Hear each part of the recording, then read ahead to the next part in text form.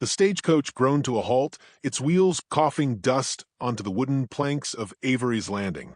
Clara May Delaney stepped down into the summer heat, her boots sinking into sun-cracked earth, her wedding dress stained from travel, sweat, and stubborn hope. She shaded her eyes with a gloved hand, blinking through the haze that danced off the dirt road like ghosts in the morning light. She'd imagined this moment 100 times. John would be waiting, tall and grinning, hat in hand, dust on his collar, a nervous kind of pride in his smile. Maybe flowers tucked behind his back. He'd kiss her hand, say something shy but earnest, and she'd finally believe her letters hadn't been foolish dreams. But he wasn't there. Only a pair of mules, tied lazily to the rail post, a boy sweeping the porch of the saloon, and a coffin being unloaded from the back of a wagon. Her heartbeat faltered. One step, then two toward the box. A man approached, broad-shouldered, sun-darkened, mustached. He wore sorrow like a second skin. "You Clara Delaney?" She nodded, her throat locked. He took off his hat. "Name's Elias Boyd, foreman at Avery Ranch." Her grip tightened on her small trunk handle. "Where's John?" Elias's eyes dropped to the ground, then flicked to the pine box. "Buried 2 days back." The words broke something, not loud, not sharp, just a clean, quiet snap inside her chest. "I don't understand." "He rode into town last week to settle a fence-line dispute. Kane's men were waiting. Claimed it was an accident, but no one in this town stupid enough to believe that." Clara's knees went weak. Elias steadied her by the elbow. "Come on, I'll take you to the church." The ride was short, the silence long. The old clapboard church stood at the edge of town, surrounded by wind-worn graves and a sky too blue for mourning. Elias led her to a simple wooden cross. "John Avery, beloved son, 1837 to 1867. Nothing else. No flowers, no stone, just a patch of disturbed earth, raw and red as a wound." Clara knelt, her gloves dirtying as she touched the mound. "He wrote me last month. Said he was building us a porch. Said we'd have peach trees." Elias knelt beside her, quiet. "He said he'd wait for me at the station." He waited. Elias said gently, "He just didn't make it to today." She didn't cry, not right then. She just stared at the name, tracing each carved letter like it was a map, and she was trying to find her way back through time. Later, in the church's shadowy side room, she finally let it come. The sobs shook her slight frame as she collapsed onto the cot they'd laid out. The wedding dress bunched around her like a tattered ghost of who she thought she was supposed to be. A knock stirred her. Elias stepped inside, hat in hand again. "There's something else. Lawyers in town. John left the will." She wiped her face. "A will? Left the ranch to you." She stared. "That doesn't make sense." "His handwriting. Witness legal. Signed last month. He never even met me in person." Elias gave a grim half-smile. "Didn't matter to him, I reckon." The lawyer was a weasel-faced man with round glasses and a quick tongue. The deed was official. The land, the livestock, what hadn't been rustled, and the house were all now hers. "Of course," the lawyer added with a little cough, "the will's being challenged." "By who?" "Rutherford Kane. Claims John owed him back lease payments for cattle grazing. Says if the debt isn't paid, the land's his. How much? More than a widow from Boston can pull out of a carpetbag." She left the office before she could scream. That night, Clara sat alone in a room above the saloon, staring at her reflection in the warped mirror. Her wedding dress hung over the bedpost like the skin of a life she no longer had. She poured the last of the water into the basin, scrubbed the dust from her face, and forced herself to whisper the words, "You're not going home." She woke before dawn and saddled a borrowed horse. Elias met her outside the livery. "Ranch is 5 miles north. I'll ride with you." The land opened up with every hoofbeat, golden grass, rocky ridges, the scent of sage and sun-dried manure. The ranch appeared slowly, like a memory rising from the dirt. The gate hung crooked. The main house sagged under wind-blown shingles. The barn, burned to its bones, smoked faintly in the morning light. Cain's men came through 2 nights after John died. Elias said, "Strip the place clean. Took the cattle. Burn the rest." Clara dismounted, walked the charred barn, her boots crunching through black ash. They left the house standing. For now. She stepped inside the house. The air was stale, the kitchen table overturned, a broken chair in the corner, a painting of a river crooked on the wall. She bent to pick up a leather-bound book from the floor. John's journal.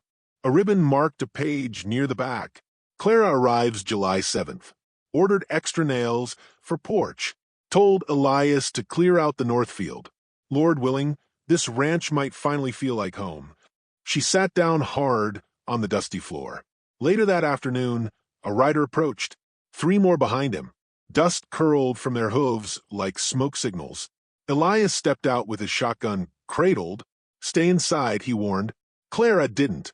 The leader dismounted and approached, tall, greasy hair, silver star pinned to his vest like a joke. "Name's Ben Thacker. I work for Mr. Cain." Clara crossed her arms. "This is Avery land. Used to be. Cain says it's his now. Law's murky. Best if you pack up and head back east, Mississippi." She stepped forward. "I'm not leaving." One of the riders spat. Another leaned in close. "Sweet little thing, like you doesn't belong out here. Let the men handle it. I have a deed and a rifle." They laughed. She walked to the porch, reached behind the doorframe, and pulled Elias's old Winchester from its nail. "I'll say it once. You're trespassing." One stepped forward, grinning wide. "What are you going to do, darlin'?" "Shoot me in that pretty dress." She didn't flinch. Bang! The bullet hit the dirt 2 inches from his boot. The laughter stopped. The man looked down, pale. "I don't miss twice," she said. Thacker narrowed his eyes. "You just made a real bad decision." "No," she said. "I made the only one worth making." They turned, mounted, rode off in a trail of insults, and kicked up dust. Elias stepped beside her, chuckling low. "You sure you're from Boston?" She held the rifle tight. "Boston doesn't want me anymore." That night she didn't sleep. She stood in the kitchen scrubbing dried blood. John's she assumed from the floorboards with a rag until her fingers went raw. She wore trousers now. Elias had found an old pair. Too big, but they'd do. The wind came through the walls. The stars burned above, impersonal and cold. She sat on the porch and watched the gate. Every sound made her spine stiffen. Every shadow might be Cain's men, but none came. Only the silence, and the long stretch of land that now answered to her name. In the morning, she took the dress down from the post, walked it out behind the house, dug a hole with her hands, buried it beneath a mesquite tree, still stained and crumpled. She stood there a while, sun on her back, dirt under her nails, breathing deep. The land didn't care that she was a widow, didn't care what her name had been in Boston, or who her daddy was, or how many books she'd read by candlelight. The land just asked one thing: "Can you hold it?" She looked out across the hills. The fence line ran jagged and broken, like a mouth missing teeth. The pastures were empty. The wind smelled like dry grass and iron. But it was hers. The sun climbed higher. She turned toward the barn ruins. Ash crumbled under her boots. The air smelled like memory. She grabbed the shovel and started clearing it out. And somewhere, out there in the dust and ruin, the ranch breathed again. The sun cracked over the hills like a whip, throwing gold across the scorched valley floor. Clara stood in the yard with a hammer in one hand, her fingers swollen and red. A busted fence rail leaned against her leg. She spat dust, adjusted her brim, and drove the nail again. It bent. She cursed, yanked it out, and tried once more. Every swing of the hammer echoed into the emptiness. The ranch didn't creak with life. It groaned under the weight of its dead. The house, the barn, the land, it had all been left behind like a carcass waiting for the buzzards. But Clara wasn't buzzard bait. Not yet. She wiped sweat from her brow with a sleeve too long for her arm and limped toward the well. The bucket rope was frayed, and half the water spilled every time, but she didn't complain. Complaining was for people with choices. John's journal sat on the porch rail, dog-eared to the page about the porch he wanted to build her. It had notes in the margins about the cattle breeding, fencing rotations, a peach grove that never got planted. Clara read it every night, like a map of the man she'd never meet. The days passed brutal and dry. She mended what she could, scavenged from wreckage, slept with a rifle across her lap. At night, wind whistled through the floorboards, bringing with it the smell of cinders and old blood. On the fourth morning, she saw dust rising on the horizon. Not Kane's men, just one rider, slow and steady. The shape resolved into a dark-haired man with a low-brimmed hat, his shirt soaked from the road. A scar dragged across his cheekbone like a knife signature. He rode like a man who'd known war and didn't plan to know it again. He stopped 10 feet from the porch and dismounted. His horse was lean but well kept. He let the reins dangle and raised both hands, palms open. "Name's Toma," he said. "Used to work for John. Heard what happened." Clara didn't lower her rifle. "What are you doing here?" Toma squinted into the sun. "I reckon the same thing you are, trying not to let Kane win." Clara studied him. Half Cheyenne, she guessed. Maybe part Mexican. His voice was low, smooth, not rehearsed. His eyes were steady but not unkind. "You any good with cattle?" she asked. "Better with horses," he said, and smiled just a little. "But I shoot straight." She lowered the rifle and stepped back. "Gut work needs doing. You want in, you eat what I eat, sleep where I say, and don't lie." "I ain't never lied to a woman holding a gun," he said, and tied his horse to the post. Toma worked without complaint, fixed what she couldn't, taught her how to rewrap her hands when they blistered, how to sling the Winchester faster, how to listen at night, not just for footsteps, but for what wasn't there. Crickets that stopped singing, coyotes that suddenly howled too close. They spoke little during the day. The rhythm of sweat and silence became its own language. But some nights, after the work was done and the fire burned low, Clara would ask him about John. He paid fair, Thomas said. Didn't talk much. But when someone's hunting, he'd notice. "Why'd you leave?" "Kane bought out the land next door. John wouldn't sell. Got too hot for me to stay. I figured if I left, maybe trouble wouldn't follow." She poked at the fire with a stick. "Didn't work." "No," he said. "Didn't." By the end of the week, Clara was hitting her targets clean. The bruises on her shoulder from the rifle kick had faded into yellow stains. It was a quiet afternoon when the water stopped. She turned the crank, but the bucket didn't rise. Just the dry grind of rope. She peered into the shaft, dark and still. Toma joined her, jaw clenched. They cut the line. "How?" she whispered more to herself. He held up a piece of rope, sliced clean. "Kane's got men watching from the bluffs. They wait till we ain't looking. Then they strike." Her fingers dug into her skirt. "We need that well." Toma stared out toward the hills. "There's a spring west of here. We'll fill what we can tonight, after dark." That night, they loaded barrels onto the mule cart and rode in silence. The trail wound through mesquite and stone. Clara's nerves were tight as wire. The spring gurgled faintly in the moonlight. Cold, clean water. They dipped buckets in silence. Then came the snap of a twig. Toma froze. A man stepped from the brush, one of Kane's. His boot glinted where a spurred heel caught moonlight. Another followed behind him. Then a third. Clara's fingers curled around her revolver. Toma made no move. "Nice night for bath," the lead man sneered. "You miss Boston, little lady?" "Not much," Clara said. "You got something that ain't yours." Toma shifted his stance. "This spring's free land." The thug spat. "Everything around here belongs to Mr. Kane." The fight broke fast. Clara ducked left, gun drawn. Toma lunged forward, tackled the lead man. A shot rang out, loud, sharp. A bullet tore past Clara's ear. She fired back. One man went down, howling. Toma slammed another into the rocks, knuckles breaking teeth. The last one fled into the trees. Clara panted hard, gun smoking. Toma stood bleeding from his arm, face blank. "You all right?" She nodded, though her knees shook. They didn't speak until they'd rolled the barrels back to the ranch.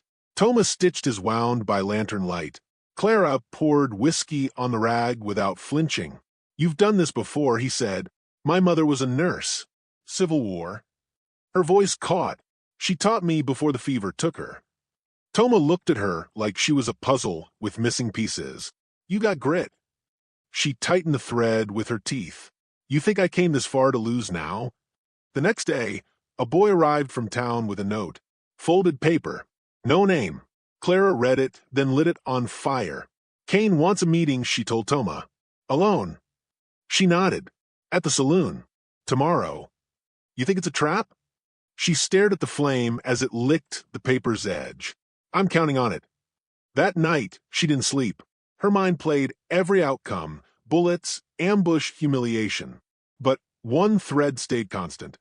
She wouldn't let Kane take what was hers.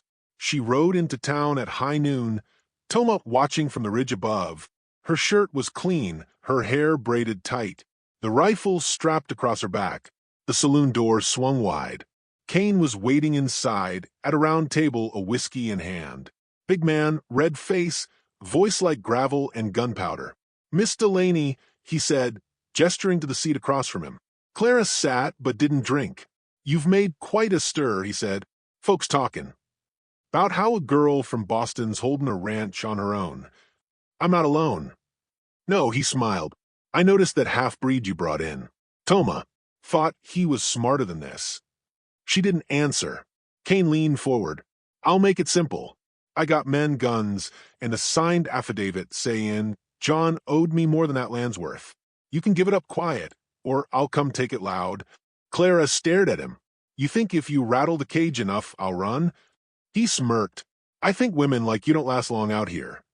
She stood. We'll see who lasts. Kane stood too, slow and deliberate.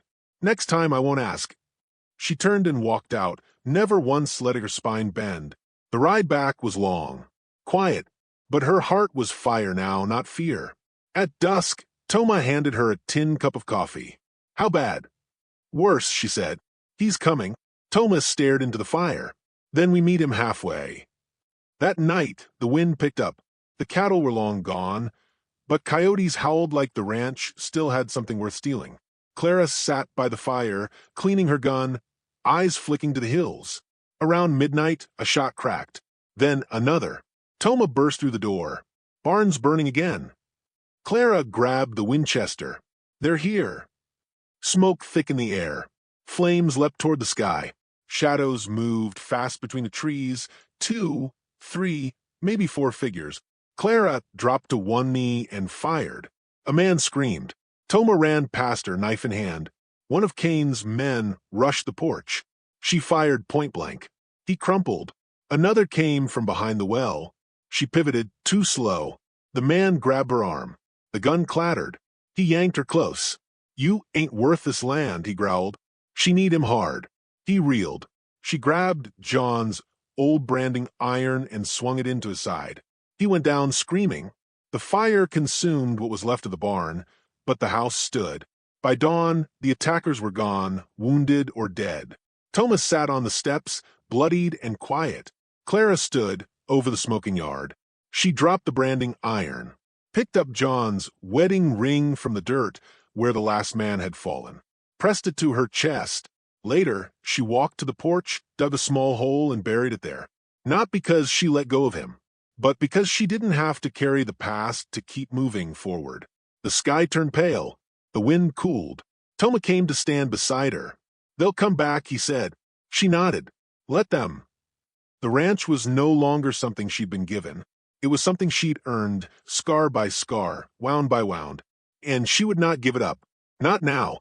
Not ever. The morning after the fire, Clara stood barefoot in the dirt, eyes tracing the charred bones of what used to be the barn. Smoke curled like black ribbons into the pale sky.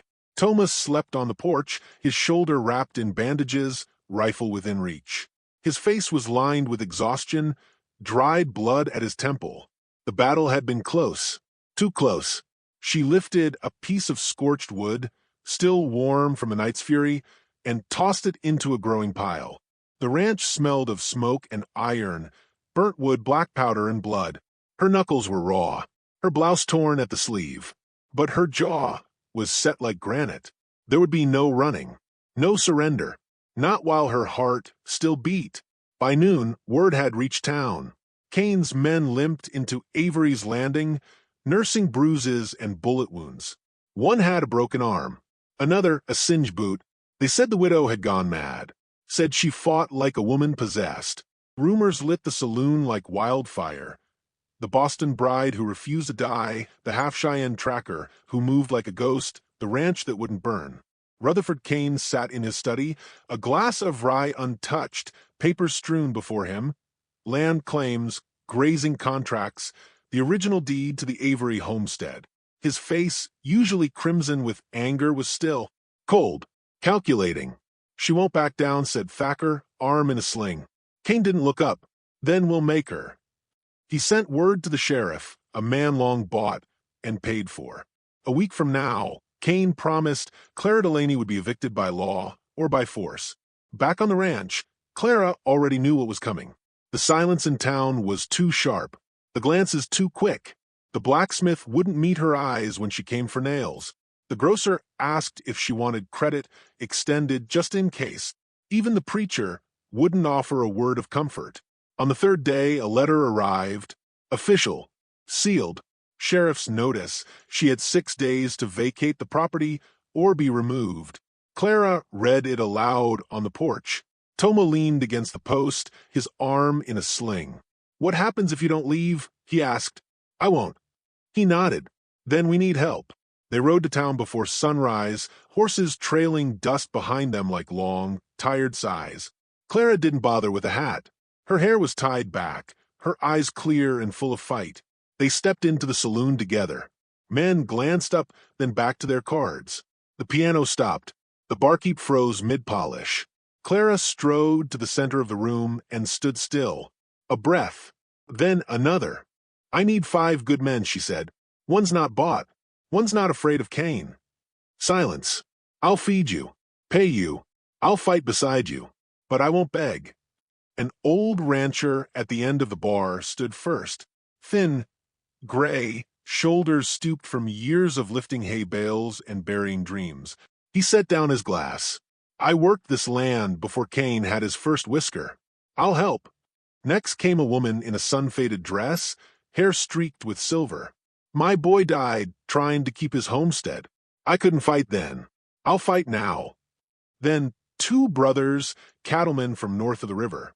And finally, Elias, riding in from the edge of town like a ghost refusing to stay buried. His arm was wrapped, his eyes were tired, but he nodded once at Clara and said, "Still got some fight in me if you'll have it." Clara breathed deep, steadied her hands, and said, "We fortify at dawn." They returned to the ranch in a caravan of rattling wagons and horses.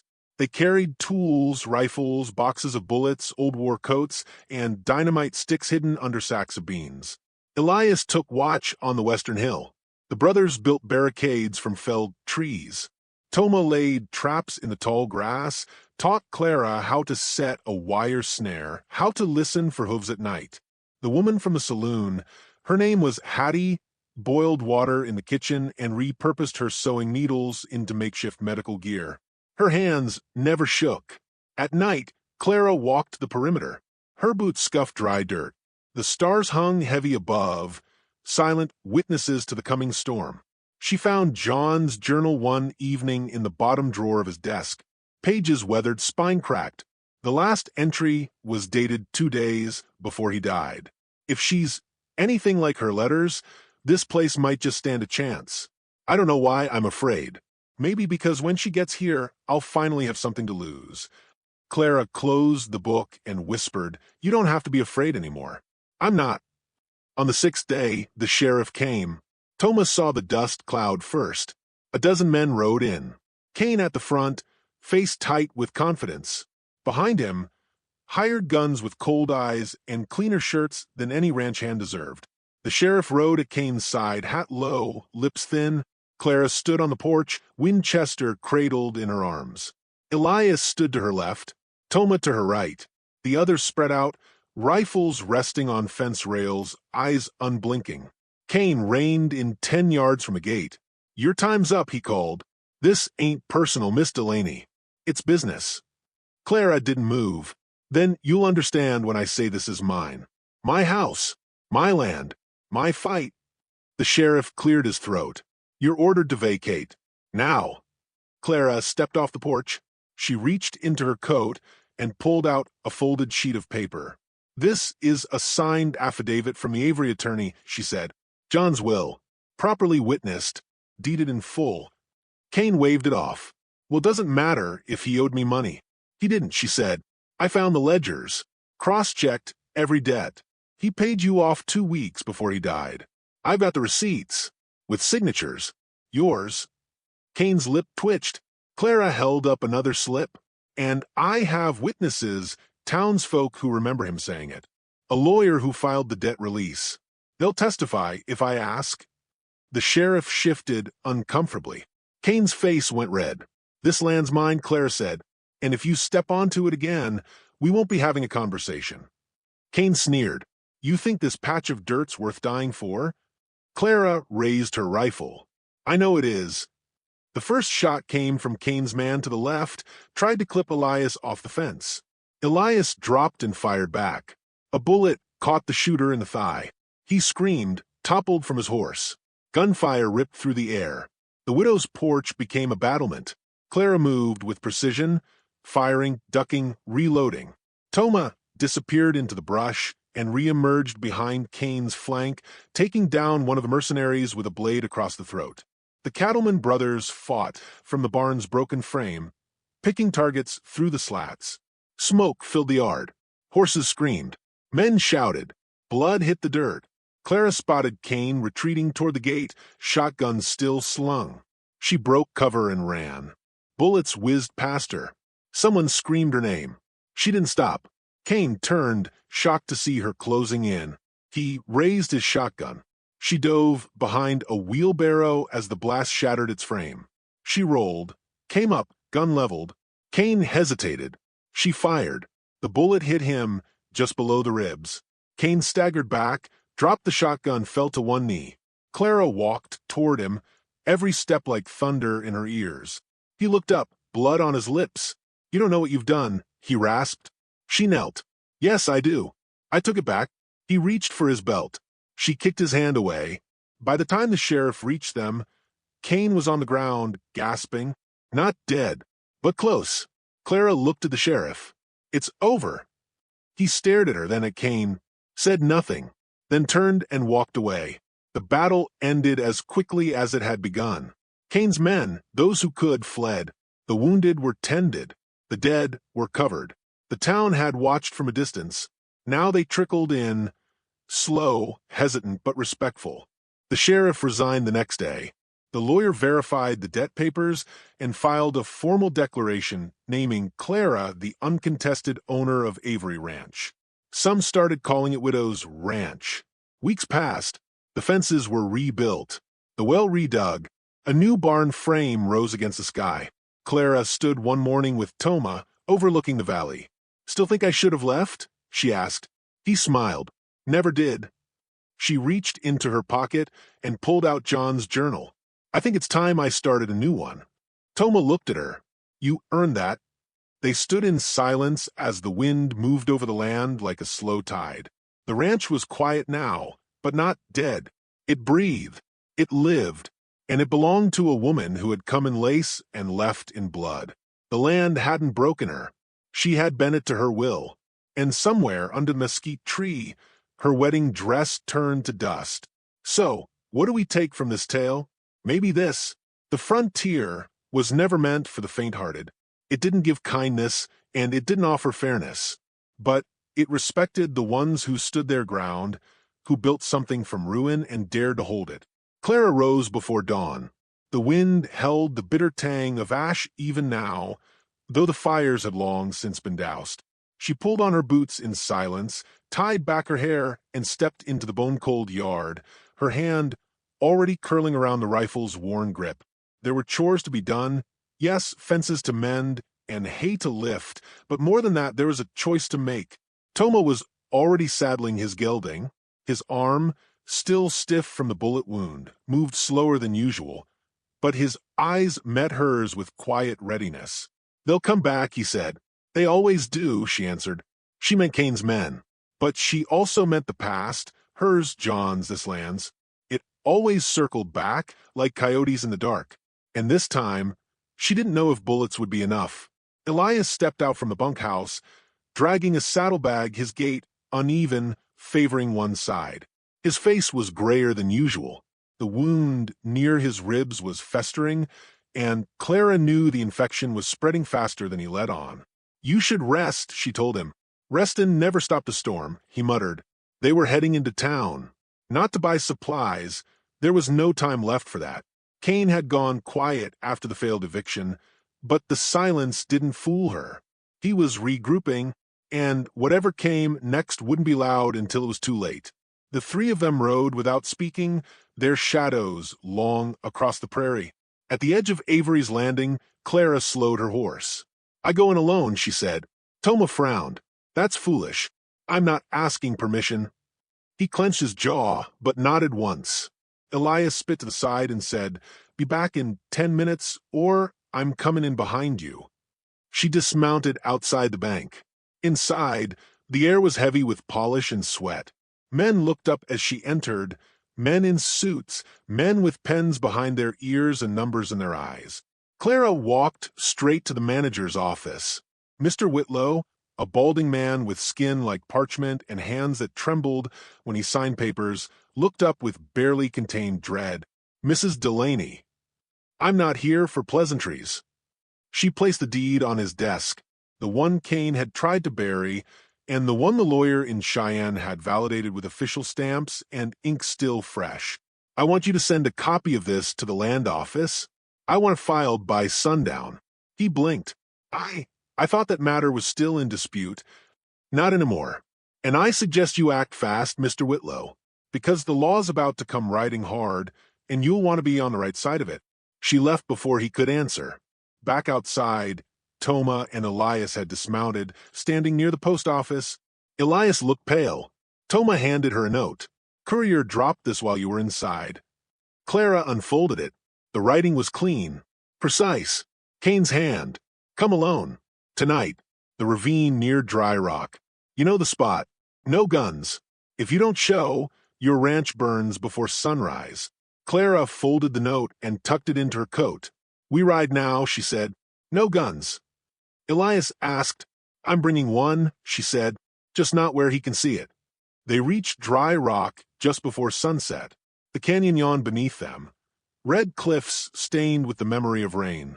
The wind cut hard through the ravine, carrying dust and silence in equal measure. I go down alone, Claire said again. Toma handed her a derringer, small enough to hide in the fold of her skirt. Elias caught her hand before she turned. You think he'll kill you?